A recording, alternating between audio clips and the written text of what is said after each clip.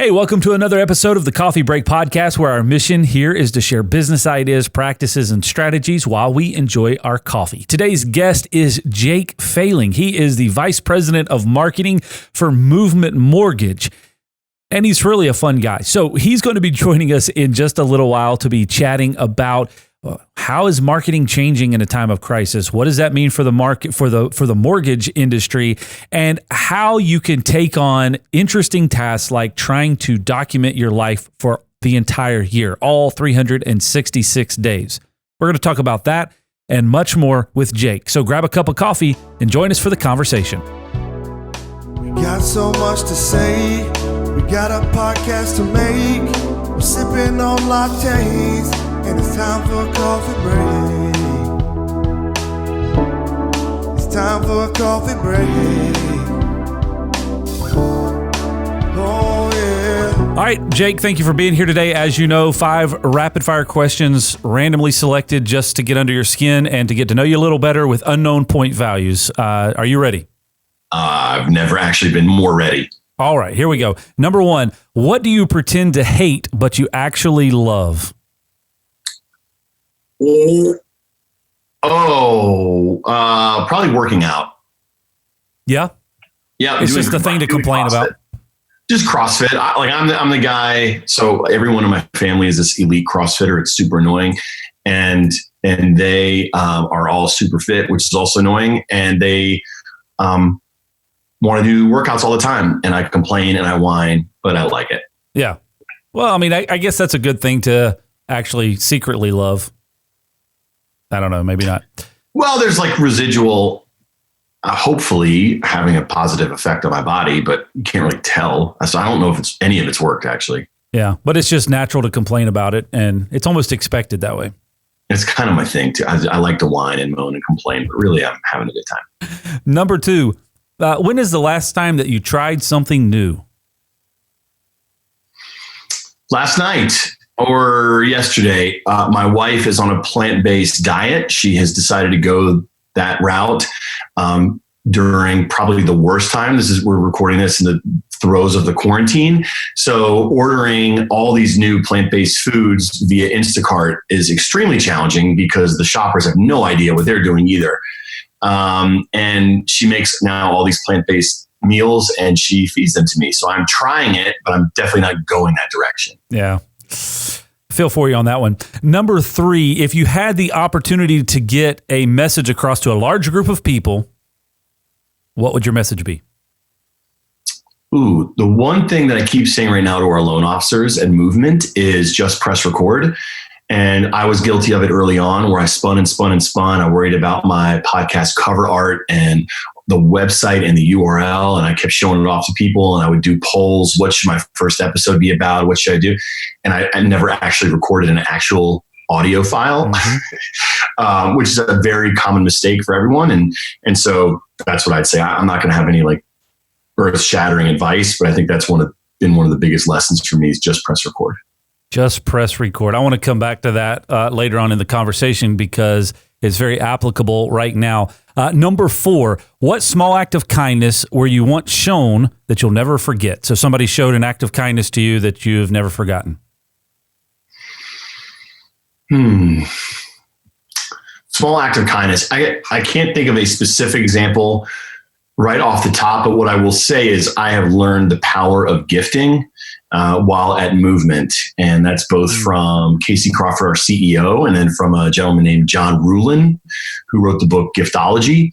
And obviously sending a thank you note, handwritten thank you note, or little gifts, things like that. Of course, those mean a lot to people, but there are ways to be strategic too, as it relates to your business. And so I think just in general, learning the power of gifting and the power of saying thank you over the last couple of years at Movement has left an impression on me.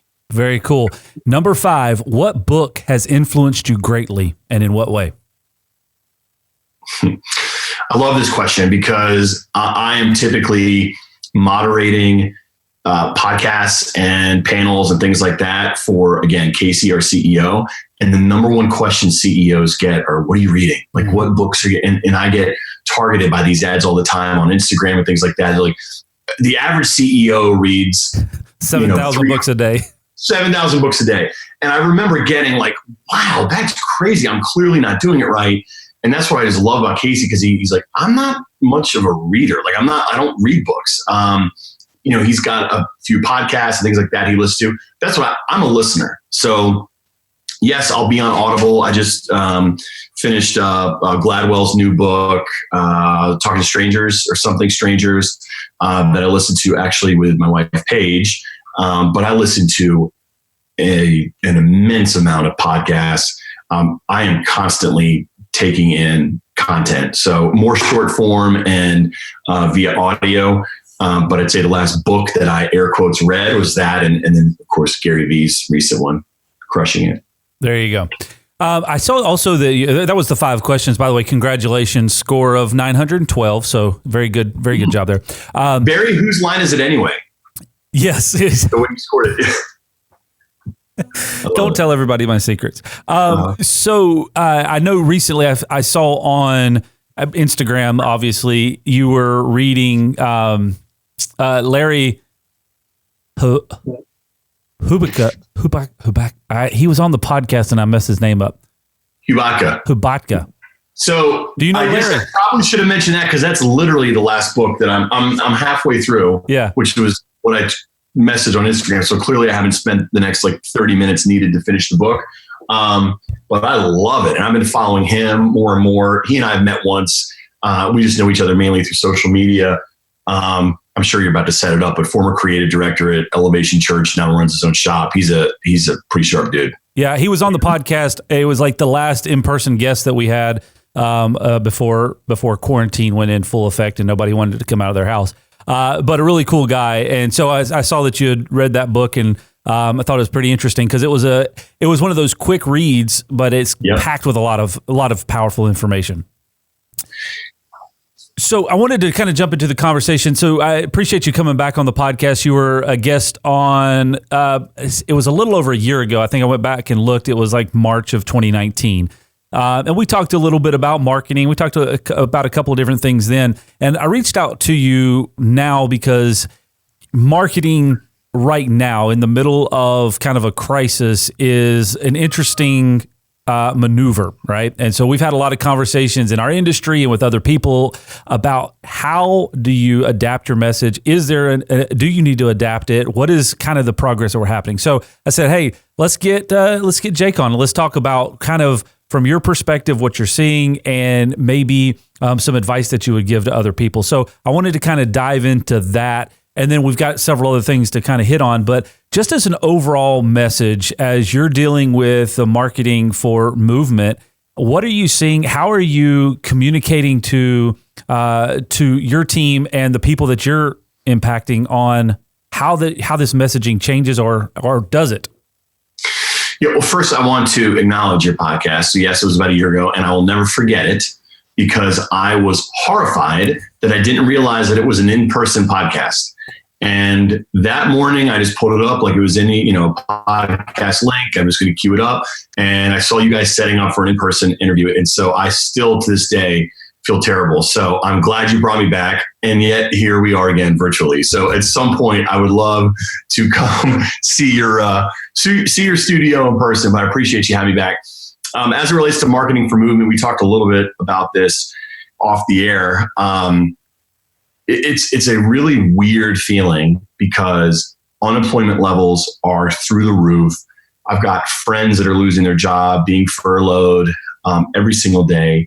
You look around in Charlotte, what's going on, for us, people, friends of ours that are losing their jobs here close to us. And the mortgage industry has never been better. And so if you remember the economic downturn, the last one we had in 2008, that was our fault. Like you could blame that on our industry directly. It's not our fault this time. And in fact, the government, the world is counting on us as one of the largest economic drivers in the world to keep us afloat. And so that's a lot of pressure, but it's also pretty exciting. But I've got to balance that. We're hiring people. There's a lot to get excited about. We're having record months, but I have to sort of keep that in mind. You don't want to spike the football right now. You don't want to do a touchdown dance with everything that's going on. And so I totally get that.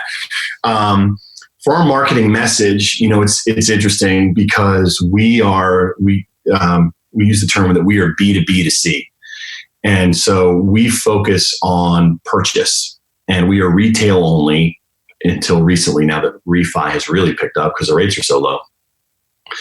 And so what we try to do at Movement is not so much go out and try to get all the leads, have the best funnel on movement.com. If you go to movement.com, it's primarily a recruiting site. Yes, there are buttons that calls to action at the top, and there's funnels and things like that. But really, we want to tell you about why we do what we do, which is we give away most of our profits to, our foundation, which supports schools and things like that. But we also try to recruit loan officers, and we also try to make ourselves look attractive to realtors and builders. And the way we do that in marketing is we create educational content. Educational content has never been more valuable. And so when you've got terms like forbearance being thrown around, which is where, people just, I'm not going to pay my mortgage payment. I can't pay my mortgage payment. And then some servicers, government backed, servicers, things like that. There's a varying level of how okay they are with people paying their mortgage or not. Mm-hmm. If you don't pay your mortgage, that is like horrible. It ruins your credit. And then forbearance, I'm going into the weeds here, Chaz, I'm sorry. But if you go into forbearance, you get a month off, you get 2 months off, 3 months off. That doesn't roll to the back of your mortgage. It hits that fourth month. You have to pay all of those months together. And so whereas you had maybe a $1,500 mortgage in March, $1,500 in April. Okay, those are 0, 0, 0. Well, then it's going to be $6,000 in July, which people don't realize. Yeah. So we're not allowed to tell a borrower what they should do, but we are educating them on this is what forbearance means. This is what forgiveness means. And this is how much deep, you can be in if you misstep. And so fortunately, we had that ball way down the field of like Movement is known for quirky, lighthearted, fun, fast-paced educational content. And so really we've been able to just double down on that. Yeah. Can you copy this key? That's a question we get asked about 3,422 times a year. And how can you actually be sure that the person who asked that question is supposed to get a copy of that key? Well, we think you should always know who can copy your keys to your business and your home, because it could be your neighbor, an old employee, a contractor, or even worse, your mother-in-law. At LockDoc Security, we believe in protected key systems, so you always know who has a copy of your key. To find out more, visit lockdoc.net or stop by our Charlotte location. LockDoc Security, helping you protect your people and your property. It's educational content, but you're almost taking it to another level of like real application. So I guess typically, and if I'm understanding you correctly, typically your educational content is there for consumption, just like, yeah, hey, I'm out here doing some research, but all of a sudden it's educational content that you need to know right this second because you're having to make real-time decisions. So it's you're exactly right. You're exactly right. So we've got this Mortgage Minute is one of our campaigns. And the Mortgage Minute is like, here's the ABCs of mortgage. And here's what a down payment means. If you pay 20% down, you can avoid this, that, and the other thing. And nothing is tied to headlines. Now Mortgage Minute has turned completely to, okay, this week, this is exactly what you need to know as it relates to your mortgage. And we actually have had to now take down a couple things that we've posted the last couple of weeks where we would never take down old social content. We've had to take it down because when things change so quickly, what the government's doing and what businesses are doing, we can't afford to have false information out there, just even from a legal perspective. So it's interesting. It's a good point.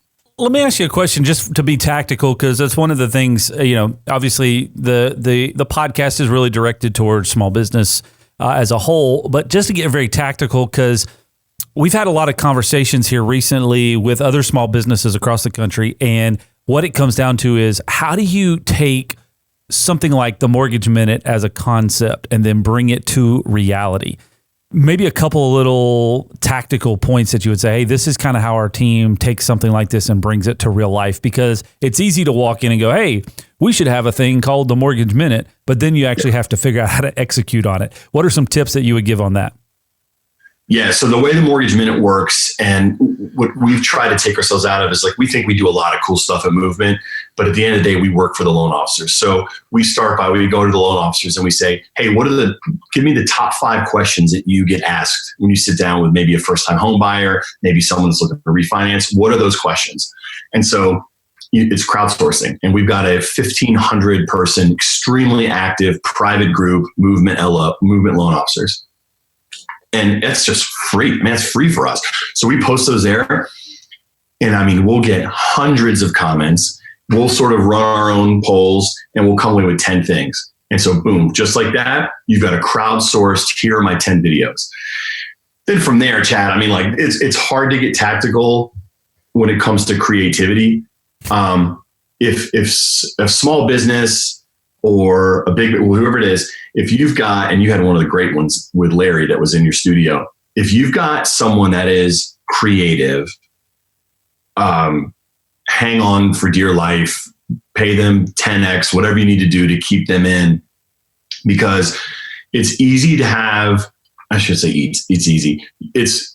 You can put together a team of executors, but to have that super creative person that can come up with a message or a visual that stops the scroll, but then also knows how to tie that into the business is pretty unique. And so we fortunately got several of those at Movement.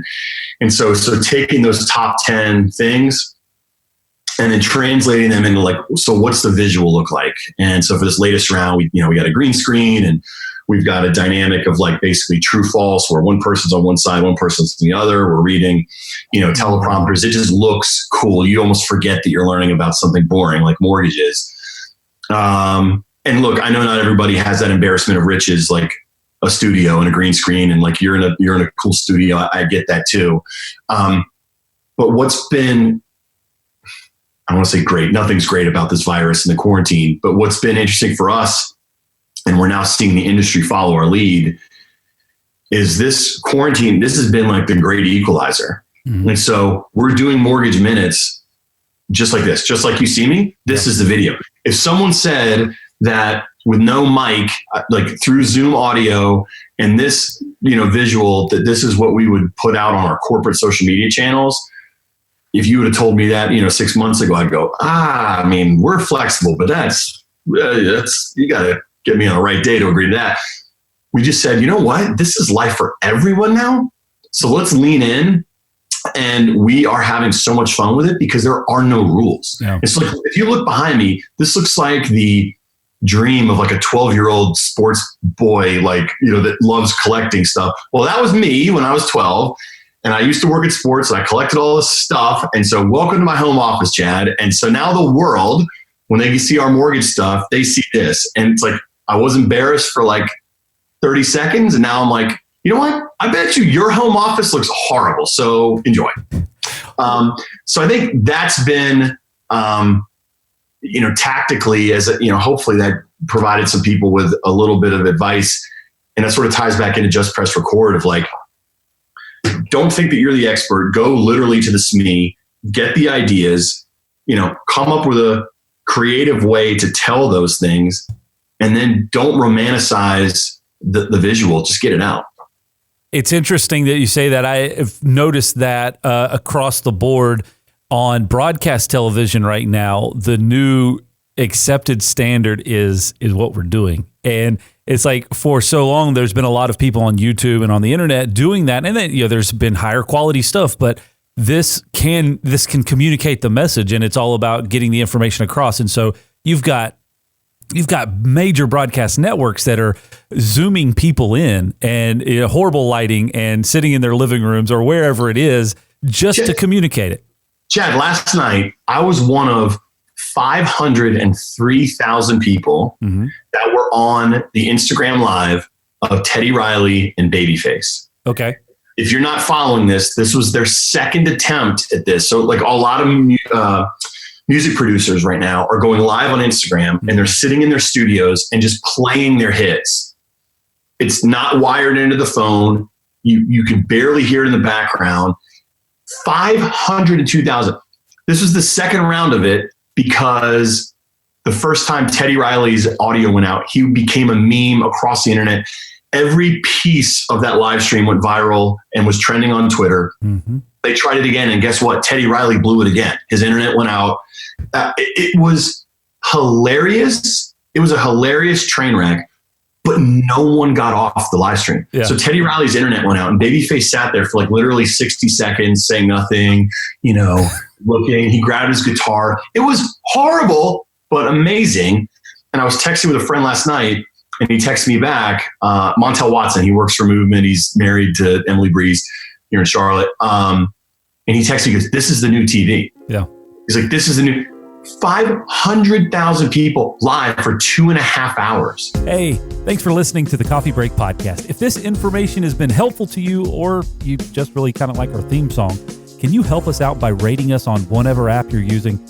And if you get really fancy, how about sharing a screenshot on Facebook, Instagram, Twitter, or LinkedIn? Okay, enough of all this.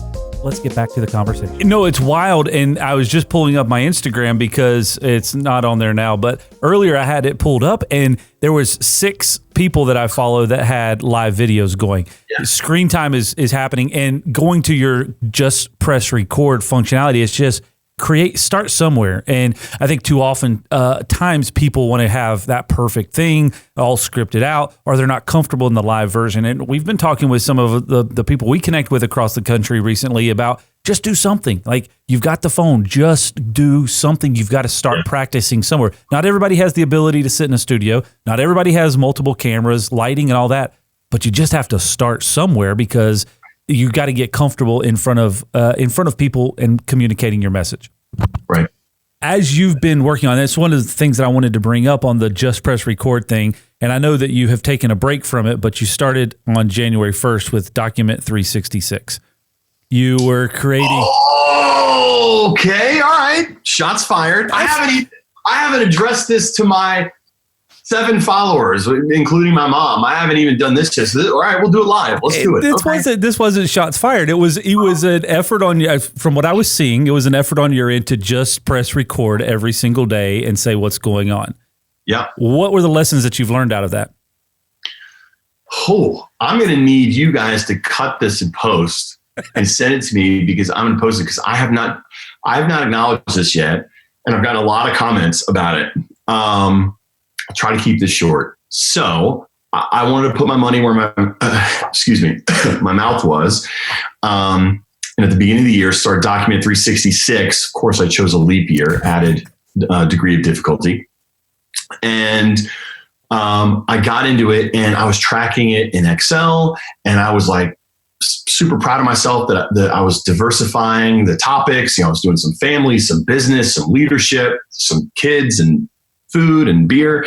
And I was not enjoying it at all. And so you follow me on social.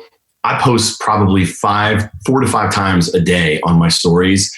I'm probably once a week or so in my feed on all my channels, a couple times on LinkedIn for business. Forcing myself to do that, I found I did not enjoy it. And I talk every day to loan officers about find what you like to talk about, lean in, just press record, make a calendar, make a schedule. And here I am failing at it. What I saw in the meantime, though, were loan officers were following my lead. And so this whole just press record thing has sort of become a thing. Mm-hmm. And, I see them hashtagging it in their posts, and they're saying it at the end of, conversations. Hey man, just press record. I'm like, let's go, baby. It's like a rallying cry. And so so what I did from a leadership perspective worked. But what I ran into was we had our President's Club rewards trip, and I was super slammed, and I was posting our installations and our people dancing and sort of celebrating our team. And then I would collapse at night and realize oh my gosh, I posted 15 times today, but I didn't do my thing. Mm-hmm. and I would spin on it. And if you saw at the end, there were two of like, hey guys, sorry, I missed a day. And I'm like, I actually didn't miss a day. Like I posted 15 times. Yeah. And so sure, you can call me a failure or that I settled. But at the end of the day, excuse me, my organic content was still documenting my life, was still telling my story. Mm-hmm. I still managed to get the word out and coach loan officers. So I failed, but I sort of succeeded. And I haven't yet to tell that story yet on my social because I've been trying to think of the right way to do it. And really, I should just be pressing record and owning it. So thank you for holding my feet to the fire. Well, that's cool. No, it wasn't anything about holding your feet to the fire, but it was good, man. It's good. The interesting thing, because I was watching it and I was like, wow, this is a big task. 366 mini vlogs, right? Even if it's a couple of minutes, it's every single day. That is a big task. A couple of years ago, I had challenged myself to do a vlog for YouTube for a 30-day period. So I was like, I think it was the month of June. Every single day, I'm gonna put together a full video, and it was probably one of the most challenging things that I did. I think we ended up going for about 40 some days. Was the thing, but it was. I mean, you had to give up something. I gave up sleep. That was my thing. I was like, I'll just edit until 2:00 in the morning until I get it done. But it was just part of the thing, right? So it was the Gary Vee, it was the Casey Neistat. It was what pick one and just go with it, right? But the lesson that I learned from it was that I could go in short spurts like that and maintain it, but it was not going to be something I could go for 2 years or 3 years or solid like that. It's just crazy. And because it became unnatural at a point, it was something that I was having to really create something that was not natural. And so it became complicated. And that was the reason I was asking that is what was the lesson that you learned? Because you do a good job just in social as a whole. And I guess I should take a break and explain to people, because I've had this conversation recently. What are stories? What are you talking about when you say stories? It's these little 15-second videos on Instagram or Facebook, and you do a good job of that, just kind of keeping a flow throughout the day. And that's part of it. It's just continually communicating an outward message. And I think that's the value in it. So less of a pre-produced, this is, this message that I've pre-scripted and written out. And it's more just, hey, this is life as it's happening. Stay connected with me. And I think any business can do that. And that's really the just press record part of it is, hey, we just opened for the day, 15 seconds. It doesn't have to be pre-produced. That's the just press record that I think gets a lot of value that people just don't want to do. Yeah. I mean, so I hear a lot. See, I feel like you're very disciplined about it. You've got, your podcast, you got the video. This is it sounds like this is sort of a new mini campaign audio that you're going to run, this interview that you and I are doing right now. That's what I felt like I was lacking. It's like, yes, I was posting content, but there wasn't a strategy. There wasn't real discipline or intentionality around it. And, I hear all the time, like, oh, wow, like Jake, man, like, you and your daughter should do, TikTok, or like you and Paige should do more podcasts. And movement, like you really could become like, if you like really wanted to lean into like the More Reach thought leader thing, I'm like, man, like flattering, cool. Seems like there's a lot of opportunity out there. But then there's also this like, I feel like I'm also doing okay, just like as I'm doing. Yeah. And so full disclosure, I mean, like January, that was like about like, you know what, I'm going to be more intentional. I'm going to see if these sort of intentional methods and this campaign and, bucketing my content in certain things. And if that works, and I wasn't 2 weeks in before I started getting, messages from a lot of people that I think very highly of in the content creation space. They're like, oh, your production, you got to up your production on this. If you did like a little post-production here, and if you added an element here and like just edit it in post and then post it. And I'm like, oh my gosh, like the bar keeps it. I'm not complaining. Like these are all really good pieces of advice, but it just very quickly got to like, man, I am miserable. And maybe that's why I didn't play a college sport. Maybe that's why I didn't play anything. Like, I probably just don't have that like extra gear. Who knows? There's probably a lot to unpack here, right? Yeah. You're getting me on the couch right now. But I also just realized, I just got to a point where I'm like, I'm not doing nothing. My default is not nothing. My default is 5 or 6 stories a day, a post a week. I am getting content out there. I am building Movement's brand. I'm building my brand. I'm building pages in my brand with the podcast, all that kind of stuff. And I'm okay with that.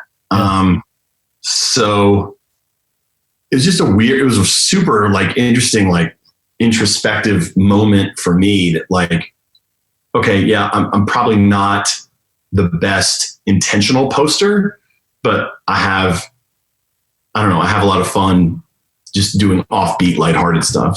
So maybe this is a takeaway from this, because I'm very intrigued by it. When you try to force yourself to do something that's not natural, all right? So I'm not saying like don't try to challenge yourself, because obviously when you challenge yourself to be in a state of improvement, like the sign says above my shoulder, that's a major component. But when you find something that is natural for you to do, so maybe it's not the fact that you enjoy being on camera, period, but you can write, so you can blog post.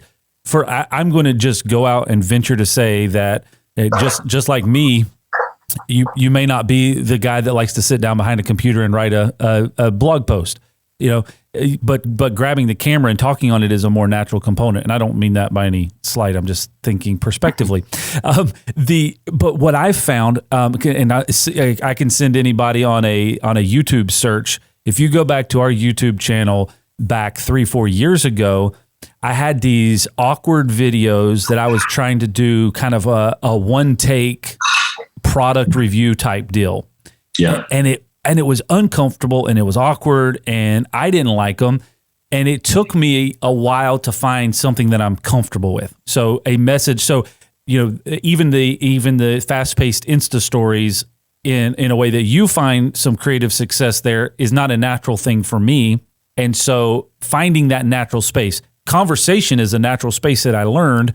And so we're now, nearly 90 episodes into this podcast, because it became a natural rhythm. It became a natural conversation. And that may not be the thing for everybody, but because it becomes natural, then you can find some long-term sustainability with it. What are your thoughts on that?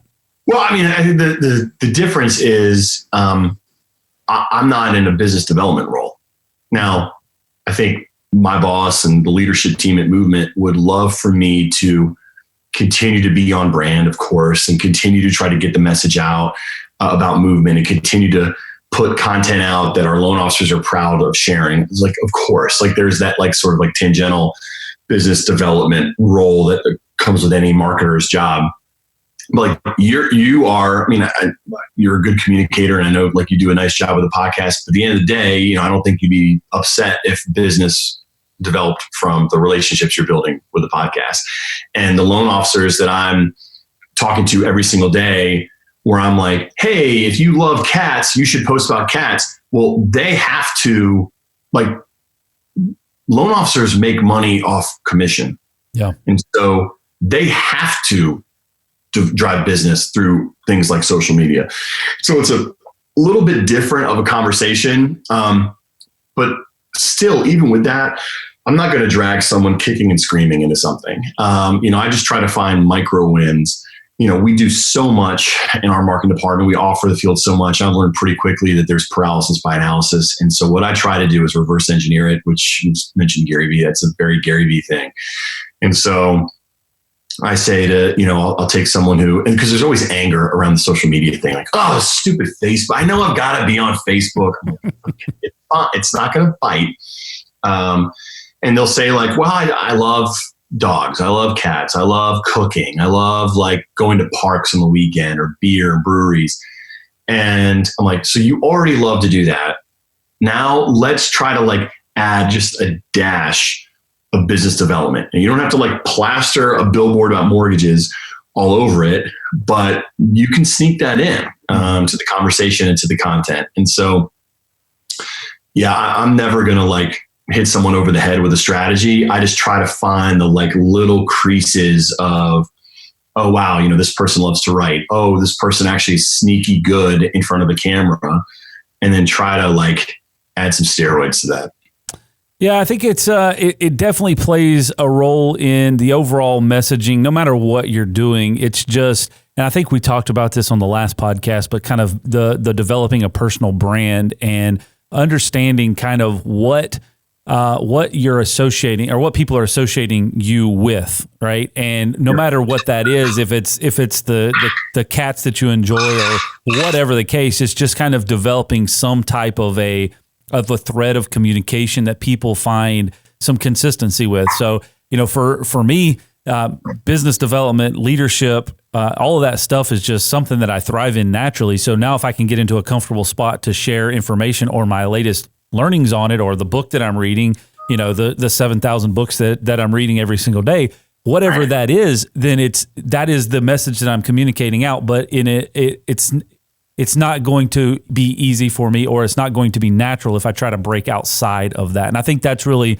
the message in the Just Press Record, is maybe to get a little bit more strategic in it, is just do something. Don't just sit there. Yeah. And I don't take myself that seriously. And so, man, when I turned that thing around and I was like, hey, everybody, day 31 of Document 366, today I want to talk about, management and like leading a team. And as I'm doing it, I'm like I wanted to throw up, like hearing myself talk about this stuff where I'm like, of course, man, if this is you and I over a beer, or even in this setting, a podcast where maybe someone's asking me questions, I'll of course give like what ounce of leadership advice and, things like that I've got.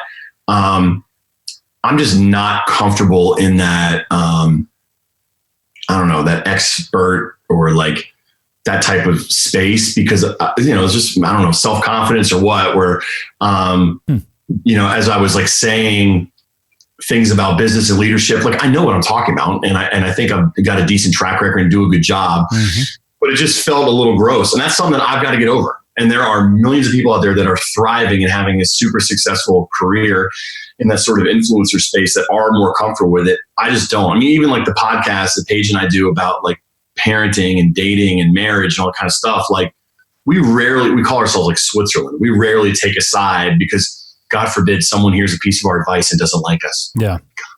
You know what I mean? So there's, personalities come into play on this too.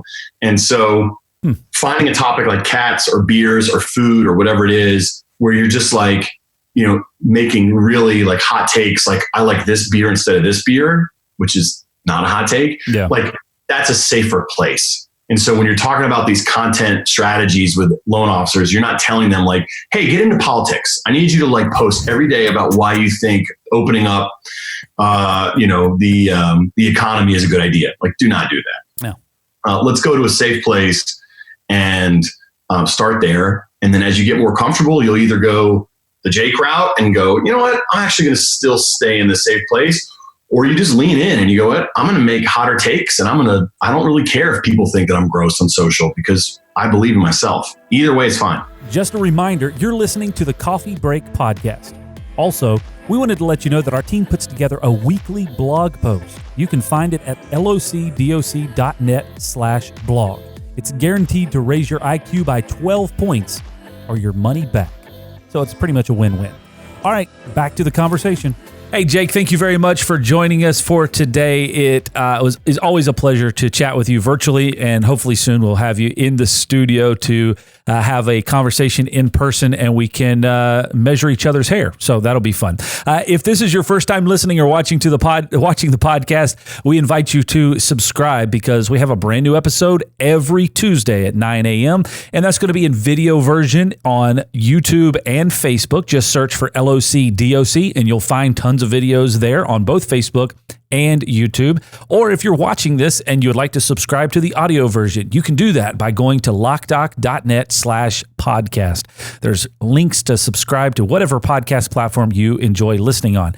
And the last ask that I'll give you is if you're listening on the Apple podcast, well, we ask you to just click the 5-star review, and we will definitely enjoy and appreciate you giving us a 5-star review, making sure that other people can have access to listen to this episode as well.